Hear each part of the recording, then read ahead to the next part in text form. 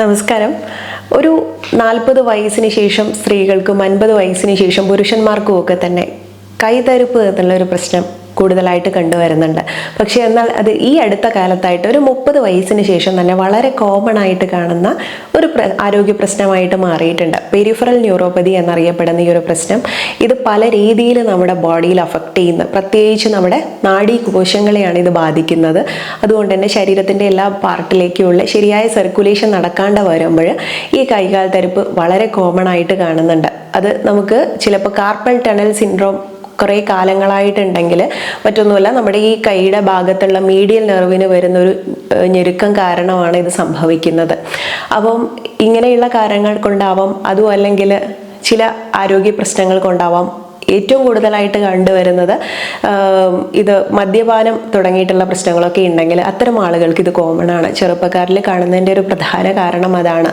ഇനി ഏറ്റവും കൂടുതലായിട്ട് സ്ത്രീകൾക്കും പുരുഷന്മാർക്കും ഒരുപോലെ കാണപ്പെടുന്ന ഒരു പ്രശ്നം എന്താണെന്ന് പറയട്ടെ. വൈറ്റമിൻസിൻ്റെ കുറവ് കൊണ്ടാണ്. അതിൽ ഏതൊക്കെ വൈറ്റമിനാണ്, എന്തിൻ്റെ കുറവ് കൊണ്ടാണ്, ഇതെങ്ങനെ നമുക്ക് നികത്താം എന്നുള്ള കാര്യങ്ങളെല്ലാം നോക്കാൻ ഞാൻ ഡോക്ടർ സജിത ദേജിൻ. ഇതിൽ കയ്യിൽ മാത്രമല്ല കേട്ടോ, ചിലർക്ക് ഇത് കാലിലും പെരോണിയൽ ന്യൂറോപ്പതി എന്നുള്ള പേരിൽ കാണപ്പെടുന്നുണ്ട്. പക്ഷേ എങ്കിലും നമ്മളിവിടെ പറയുന്നത് കൈകളിൽ വരുന്ന പ്രശ്നത്തെയാണ്. ഇത് ഡയബറ്റിക് ആയിട്ടുള്ള ഒരാൾക്ക് കുറച്ച് അധികം ഡയബറ്റിക് ട്രീറ്റ് ചെയ്യാണ്ടിരുന്നു കഴിഞ്ഞാൽ പിന്നീട് അത് ഡയബറ്റിക് ന്യൂറോപ്പതിയിലേക്ക് പോകുന്നു, അതിൻ്റെ ലക്ഷണങ്ങളാണെന്നൊക്കെ ഡോക്ടറെ കാണിക്കുമ്പോൾ പറയാറില്ലേ. ഇത് തന്നെ നമ്മുടെ പല കോശങ്ങളും നാഡീകോശങ്ങളും ക്ഷയിച്ചു വരുന്നതാണിത്. അപ്പോൾ അതുകൊണ്ട് തന്നെ നമുക്ക് ശരീരത്തിൽ ചിലർക്കൊക്കെ തന്നെ ഇത് കാലിൽ നിന്ന് ചെരുപ്പ് മാറിപ്പോയാൽ അറിയിരിക്കില്ല. ഇതുപോലെ ഡയബറ്റിക് ആയിട്ടുള്ള ആളുകളാണെങ്കിൽ അതൊക്കെ ഇതുപോലുള്ള സർക്കുലേഷൻ ശരിയായിട്ട് നടക്കാണ്ട് വരുമ്പോൾ സെൻസേഷൻ ഒന്നും കിട്ടാതെ വരുമ്പോഴാണ്. അതുപോലെ കുറച്ച് കൂടിയ അവസ്ഥ എന്ന് പറയുമ്പോൾ മുറിവായി കഴിഞ്ഞാൽ ഒട്ടും വേദന അറിയില്ല. ചിലർക്ക് സെൻസേഷൻ ഒട്ടും ഉണ്ടാവില്ല, ചിലർക്ക് ഭയങ്കരമായിട്ടുള്ള സെൻസേഷൻ ഉണ്ടായിരിക്കും. അതായത് എന്തെങ്കിലും കയ്യിനൊക്കെ ഭയങ്കരമായിട്ട് തണുപ്പ് അനുഭവപ്പെടും, എന്തെങ്കിലും പിടിക്കാൻ പറ്റാത്തൊരവസ്ഥ വരും. ഇങ്ങനെയുള്ള പല രീതിയിലാണ് ഓരോരുത്തരിലും ഇത് കാണിക്കുന്നത്.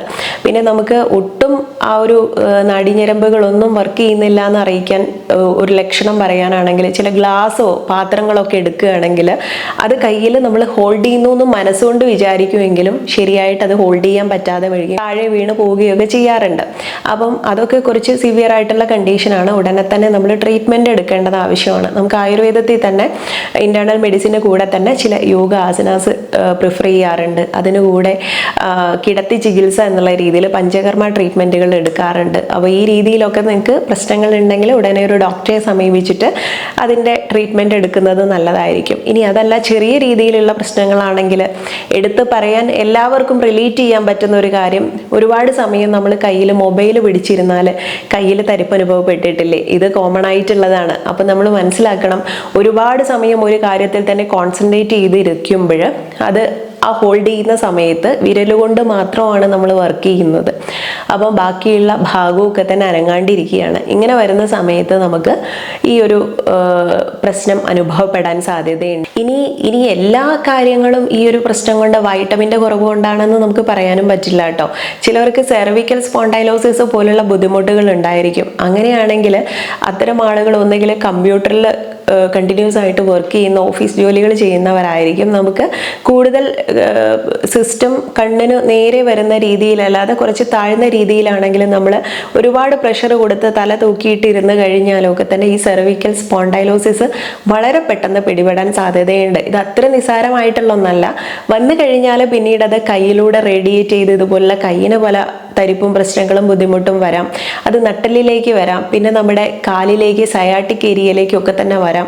ഇങ്ങനെയുള്ള ഒരുപാട് പ്രശ്നങ്ങളുണ്ട്. തുടക്കം അത് കഴുത്തിൽ നിന്നാവണം എന്നുള്ളതേ ഉള്ളൂ. അപ്പം നമ്മൾ നിസാരമായിട്ട് കാണുന്ന പല പ്രവൃത്തികളും നമുക്ക് വലിയ വലിയ ആരോഗ്യ പ്രശ്നങ്ങളിലേക്ക് നയിക്കാൻ കാരണമാകുന്നുണ്ട്.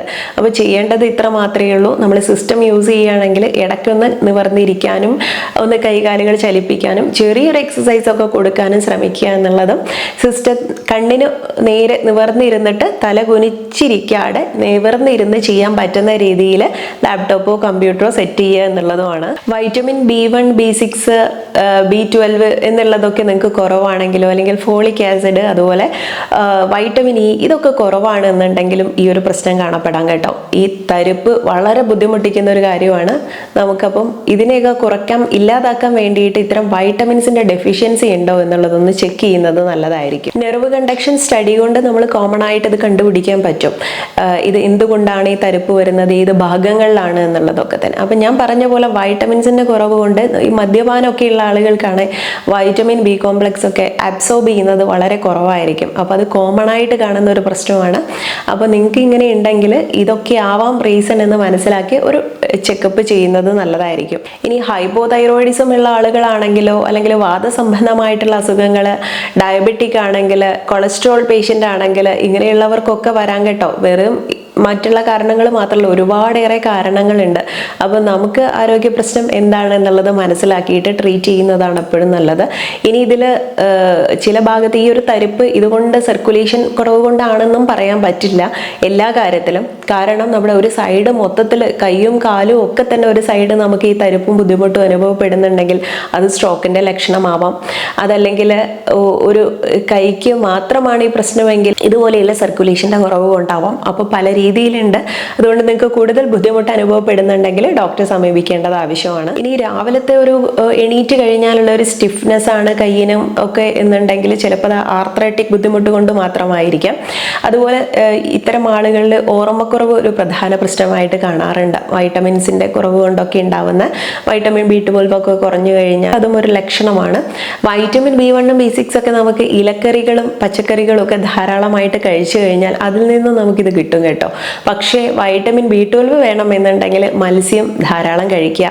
ഷെല്ലുള്ള ടൈപ്പ് ക്രാബ് പോലുള്ളത്, ചെമ്മീൻ പോലുള്ളതൊക്കെ ഷെല്ലുള്ള ടൈപ്പ് അത്തരം മത്സ്യം കഴിക്കുന്നത് നല്ലതാണ്. ഇനി ഇത് അമിതമായി കഴിഞ്ഞാൽ ചിലർക്ക് യൂറിക് ആസിഡ് പ്രശ്നങ്ങളൊക്കെ വരാം. എന്ത് തന്നെ ആയാലും എല്ലാം മിതമായിട്ട് എടുക്കുക എന്നുള്ളതാണ്. അപ്പം നമ്മുടെ ഭക്ഷണത്തിൽ ഇത്തരം പാല്, മുട്ട ഇതുപോലുള്ള ഫിഷ് ഐറ്റംസ് ഒക്കെ ഉൾപ്പെടുത്തുന്ന ഈ വൈറ്റമിൻ B12 പ്രശ്നം പരിഹരിക്കാൻ സാധിക്കും. അതുപോലെ പഴങ്ങളും പച്ചക്കറികളും ഒക്കെ തന്നെ കൂടുതൽ ഉൾപ്പെടുത്തുന്നത് വൈറ്റമിൻ B1 B6 ഒക്കെ തന്നെ ഉൽപ്പാദിപ്പിക്കാൻ സഹായിക്കും. അപ്പോൾ എല്ലാം കൂടെ കോർത്തിണക്കിക്കൊണ്ട് ഒരു സമീകൃതമായിട്ടുള്ള ആഹാരമാണ് എപ്പോഴും നല്ലത്, അതും മിതമായിട്ടുള്ള രീതിയിൽ. കുറുന്തോട്ടി, ചിറ്റമൃത്, മഞ്ഞൾ, നെല്ലിക്ക തുടങ്ങിയിട്ടുള്ള കാര്യങ്ങളൊക്കെ തന്നെ തരിപ്പ് പ്രശ്നങ്ങളൊക്കെ ഒഴിവാക്കാൻ നല്ലതാണ്. ചിറ്റമൃത് വെച്ച് കഷായം വെച്ച് കഴിക്കുന്നത്, കുറുന്തോട്ടി കഷായം കഴിക്കുന്നത് ഒക്കെ തന്നെ നല്ലതാണ്. ഒരുപാടേറെ ഔഷധങ്ങളുണ്ട്. അല്ലെങ്കിൽ നമുക്ക് ഇതുപോലെ കൈ തരിപ്പ് വരുന്ന സമയത്തും സെർവിക്കൽ റിലേറ്റഡ് ആയിട്ട് ഇഷ്യൂസ് വരുന്ന സമയത്തൊക്കെ മഹാനാരായണ തൈലം ഉപയോഗിച്ചിട്ടുള്ള ഒരു നല്ലൊരു മസാജൊക്കെ നല്ലതായിരിക്കും. അത് സർക്കുലേഷൻ കൂട്ടാൻ വേണ്ടിയിട്ടും ഒക്കെ തന്നെ സഹായിക്കും. പിന്നെ അതുപോലെ തന്നെ പിത്തസംബന്ധമായിട്ടുള്ള കാര്യങ്ങൾ ഡോമിനേറ്റ് ചെയ്ത് നിൽക്കുകയാണെങ്കിൽ അതിൽ പിണ്ടതൈലം പോലുള്ളവയൊക്കെ തന്നെ ഉപയോഗിക്കാം. ഇങ്ങനെ ട്രീറ്റ്മെൻറ്റുകൾ പലവിധമാണ്. അതൊരു രോഗിക്കനുസരിച്ചും വ്യത്യാസപ്പെട്ടിരിക്കും. ഇന്നത്തെ വീഡിയോയിൽ നമ്മൾ പറഞ്ഞിട്ടുള്ള കാര്യങ്ങൾ ഒരുപാട് പേർക്ക് യൂസ്ഫുൾ ആയിട്ടുള്ള ഇൻഫർമേഷൻ ആയിരിക്കും. കാരണം ഒത്തിരി പേര് ഈ പ്രശ്നം കൊണ്ട് ബുദ്ധിമുട്ടുന്നവരുണ്ടായിരിക്കാം. അപ്പോൾ ഇന്നത്തെ വീഡിയോ വൈൻഡപ്പ് ചെയ്യാണ്. കണ്ടു കഴിഞ്ഞാൽ മാക്സിമം ആളുകൾക്ക് ഷെയർ ചെയ്ത് കൊടുക്കുമെന്ന് വിശ്വസിക്കുന്നു. നെക്സ്റ്റ് ഒരു വീഡിയോയിൽ നല്ലൊരു വിഷയവുമായി വീണ്ടും കണ്ടുമുട്ടാം. നന്ദി.